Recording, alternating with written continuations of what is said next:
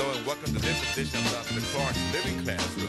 And today we're talking Politics 101 with my good friend and colleague, Professor George Amity. And Professor George Amity Sr. is Emmett Bashford Endowed Scholar at Stone University of New Orleans. And Professor Amity, greetings and welcome. How you doing? Greetings, greetings. Oh, yes, this is a good time now. We're going to talk about the nature of the federal election and some state elections too, and see and to get your perspective as a political scientist, individuals who's trained in politics and the art of political science, more than art, the science of political science itself.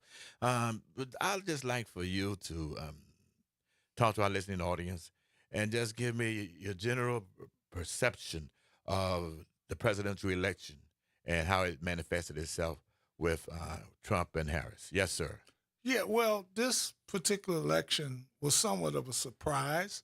All of the polls had said it was so close. And of course, if you look at the votes per state, they still were probably within the margin of error, but you know how the margin of error is. It's plus 3 or plus 4 or minus 3 or minus 4. But in this particular case, it seems to be somewhat of a realignment. Yes, sir. That is, and most of the time when you have a realignment, that means that voters are either shifting their loyalty from one party to the next, and also it means that new voters or voters who don't normally vote are added to the pool. So in this particular case, we see that the Trump campaign was strategy in terms of both the issues as well as the execution of the campaign proved to be deadly. Yeah, it proved to be effective.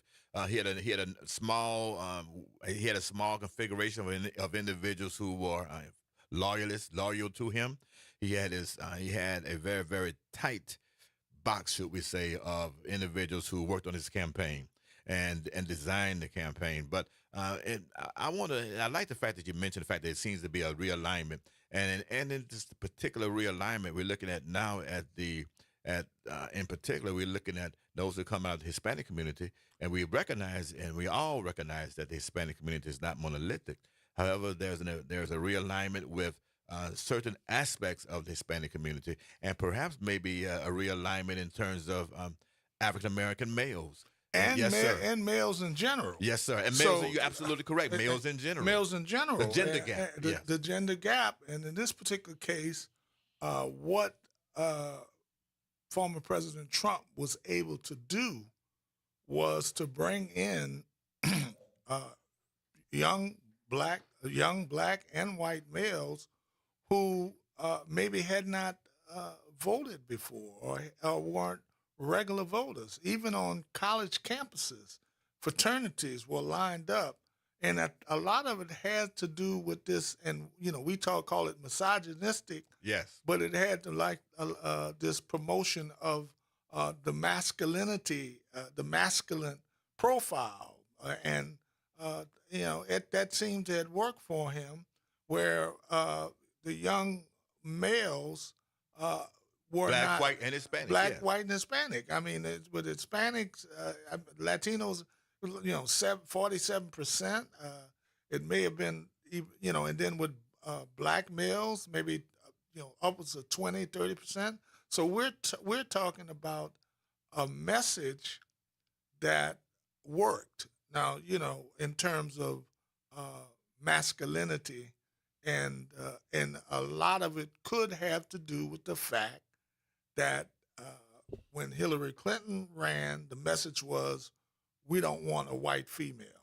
And in this particular case, when Kamala Harris ran, it's obvious from this message that many saying that they didn't want a black female as president. And I would go a little step further, and I would say within that, it was perhaps a backlash of this whole concept of toxic masculinity. And because there were those individuals in that kind of rejected that concept because they felt more that heterosexual masculine male, should we say, felt to some extent alienated. It was not, and you have to. It's not the fact that that there was a phobia. It's the fact that you've got to give them a reason to vote. Yeah. You have to reach out to them and say, look, this is what our campaign, my campaign, can specifically do for you.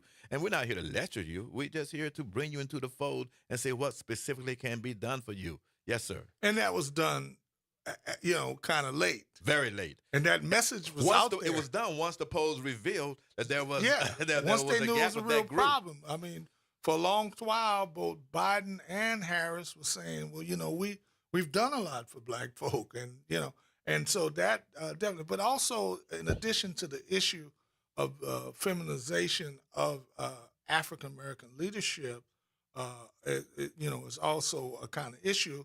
They harped on as well the transgender issue as well with respect to the campaign of Vice President Harris. And so, yeah, go ahead. So in terms of the leadership of, or the so-called black leaders, there's a thing out there, whether it's correct or not, that you have Ketanji Jackson, you have Linda Greenfield, you have Kamala Harris, all married to white men, which is, but is that the trend? And then if you have black men in leadership positions in the Democratic Party, the perception is both in the media and is people who are more feminine. And so that, whether that's real or not, I don't know. But there's a perception out there among black men that is the case. And brown and men as well, and also part of the Yes, majority yeah, culture. But can I say to you that I would see this is that part and parcel of the conflict, because when you you can see it developing, emerging in the campaign, is that Donald Trump and his campaign used the cultural wars. Absolutely. Whereas, and we can understand this, whereas Kamala Harris, vice president, engaged in policy, thinking. Correct. But in this case, culture, Trump policy.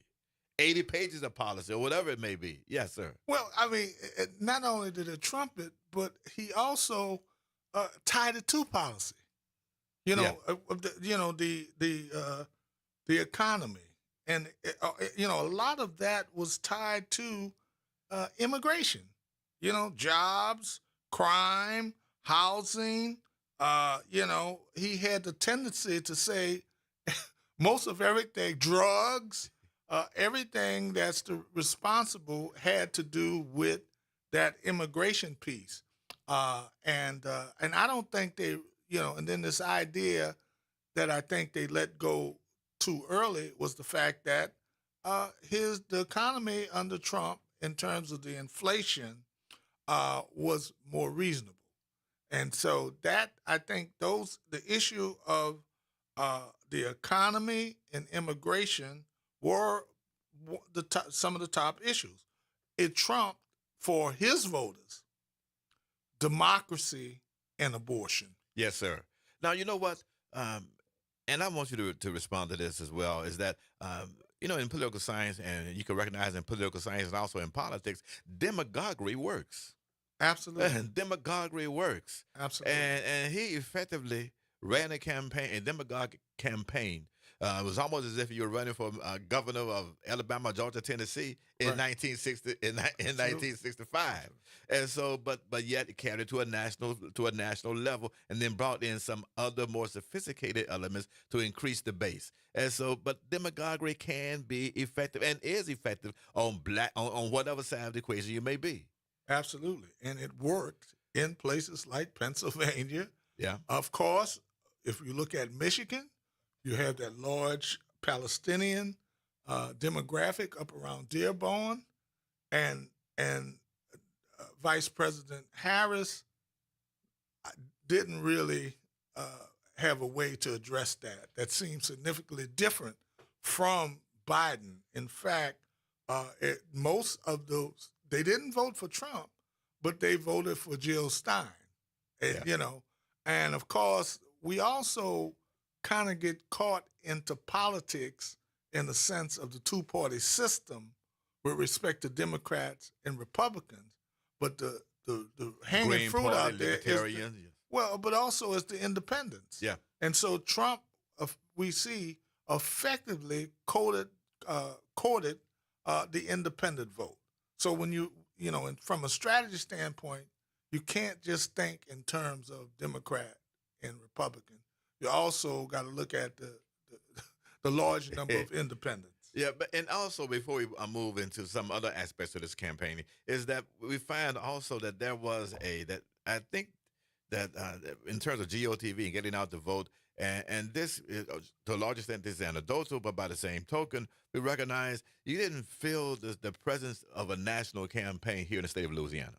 And when I talk to many of my friends and colleagues and whatnot, and they will say, hey, what happens is that it's almost as if they just forgot about us and just devoted their attention to the so-called states. battleground states. But many individuals who are practitioners just want to know and say, well, can I get a sign? Can I get something? Because we used, and I say we, the Democratic electorate is used to being courted. Correct. Yeah. And I think that's a mistake. I've always said it's a mistake. Okay. I never could, and I know Virginia and places like that are different from Louisiana, but how can a black governor be elected in a state with 13% African American, and you have states like Mississippi and Louisiana with 33, 40, and possibly more? It looked like to me it would be a ripe ground for both registration and to mobilization. But I mean, every day I was seeing Steve Scalise on television talking about issues, and there was no rebut or really no campaigns rebutting how the things that he was saying would adversely affect the state of Louisiana. So, for all practical purposes, it was not a state that was targeted. And I think that, and now if in future campaigns, the whole strategy has to, this blue wall concept. Some of those walls, you have to look elsewhere and court some voters elsewhere and try to grow the base of the party. Because the political infrastructure has to be redeveloped in the state of Louisiana, where Absolutely. you can elect statewide black individuals. That's true. And actually Louisiana really should have 3 black Congress people at Absolutely. a minimum, and should have statewide black elected officials. And that's regardless of party affiliation, it should exist. Mm-hmm. And so, but the political infrastructure has yet to be developed. And you're right in terms of that. Now, there is something else which was, and I'm glad that is happened as we saw this electorate has changed. And you saw that there's a realignment, but also the party, the Congress now is becoming more diverse. You in particular, I want you to comment on this. Is that we find that we are still waiting on the House to see exactly what the House is going to look like, the configuration. But in the U.S. Senate, we have 2 women of color, 2 black American women from the East Coast, Lisa Blunt Rochester in Delaware, and Angela also Brooks in Maryland. Both of them are black women who will be serving in the U.S. Senate for the first time at the absolute same time. And that's a beautiful thing as well in terms amazing. of policy and application. Yes, sir. Maryland is the one that's amazing to me because this black woman defeated the former seated very popular governor, even though Republican, elected in a predominantly Democratic state. And she defeated him. And so, Maryland, I don't know what's going on with Maryland. I might need to move there, but they have a black governor. They have a black senator. It's just amazing. And mayor. So something's going on in Maryland. They figured something out there in terms of how to grow support for black candidates. Yeah, it is absolutely fantastic. It's awesome what they've done, and the fact that they're there, and they're going to be difference makers. Your view in terms of what we should expect on the Trump transition team and the Trump leadership over the course of the next 4 years, and what just from your already knowledge of what we know of this him as a president, what would you say we should expect and that you're expecting to see? Well, I mean, I take him at his word. Of course, he mentioned Elon Musk, so definitely the billionaire class is Ruling. is in there. He also has a special place for Robert Kennedy Jr. So those are two that he named even before getting elected. But then, of course, part of his coalition also includes some shady characters as well. So I don't know what's going to happen with Rudy, but I would think that you still have to, the things that he said day one, dealing with the issue of undocumented workers and shipping them out, that may be problematic because of the costs involved. So he plans to, that was high on his agenda. Uh, what about plan 2025? The plan Yes, 2025. yes. I mean, is that he's tried to separate himself from that? So now we'll find out whether or not, in fact, even though many of his former advisors and his colleagues were part of that, so we'll find out about that. And of course, in terms of this, the Ukraine and the foreign policy and what's going to happen in Gaza and between Gaza and Israel. And one of the shocking things is a large number of Jewish voters supported him as well. So I mean, but in terms of Ukraine, he said he'll have it solved, another one, and by day one. What does that mean? What does it mean for NATO? What does it mean for Putin? And whether Putin is going to be able to take big slice of Ukraine as a result of him, if Trump, being supposedly Yeah. the negotiation person. So there's a lot of and just the whole the whole notion of authoritarian and more fascist kind of rule. Whether or not, I mean, that was the main issue with respect to democracy, the democracy issue that was the top issue that Vice President Harris ran on. The fact of whether or not we should expect that, that, things with respect to the rule of law, all of the convictions, I mean, the court cases, whether those things are going to be thrown out. And I anticipate with, him in power back at the presidency, a lot of that stuff will go away. Well, the Trump presidency by nature in the past, and Trump by nature as in past activities, we see that he is an isolationist. Absolutely. When it's all said and done, and he does not want America to participate in international alliances, global alliances, and I would think that from a global standpoint, that America, when America retreats from the playing field, a lot of things can happen in the neighborhood around this country, and we find also that as you indicated that on in the European theater that's going to change, Absolutely. but we find that hey, Israel, leaders in Israel, leaders in Russia, leaders in many of the African countries who, and also some of the Latin American countries who come from strong Right. men It's and the strong trend. man It's the rule. trend. Yeah. They have an affinity toward this president Absolutely. because they like to be able to engage one on one as opposed to this democracy thing. But Huey Long once said that that Americans don't want democracy because democracy becomes fascism. What America really wants is fascism. Absolutely. And Huey Long indicated that, and we see that it's come to America. But the alliance, I want you to comment on this, the alliance that this president elect is going to have with the business sector is what fascist groups have. They have strong alliances with the corporate sector because the corporate sector wants to make money. Yeah, Yes, sir. absolutely. But also, there's also the idea in the fascist playbook that if you cross the the fascist leader, it could be it would put your company in jeopardy. So That's I'm Hopkins, just yeah. wondering. We're talking about Trump having coattails. We're talking about the possibility of the House being controlled by Republicans. The Senate we know is already going to be controlled by Republicans. The courts. So the question is, can we expect?